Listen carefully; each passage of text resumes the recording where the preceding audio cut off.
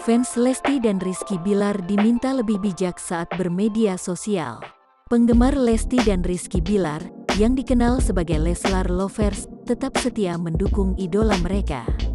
Pasca Rizky Bilar tak lagi ditetapkan sebagai tersangka kasus KDRT, penggemar mendoakan agar rumah tangga Lesti dan Bilar tetap bisa bertahan. Sayangnya, tak sedikit penggemar Leslar yang kemudian memberikan serangan kepada sejumlah selebriti yang terang-terangan tak mendukung keputusan Lesti untuk memaafkan sang suami dan melanjutkan rumah tangga.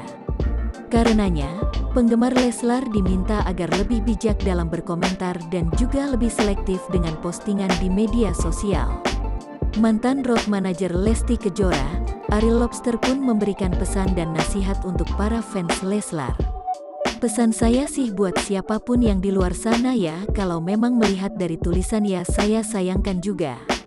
Apapun yang diperbuat manusia di dunia ini, baik atau buruk akan kembali ke personal masing-masing. Jadi kalau saya sih ya berbuat baik ajalah, tegas Ariel Lobster.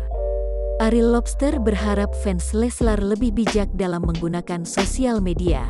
Lebih bijak, lebih selektif kalau melihat medsos.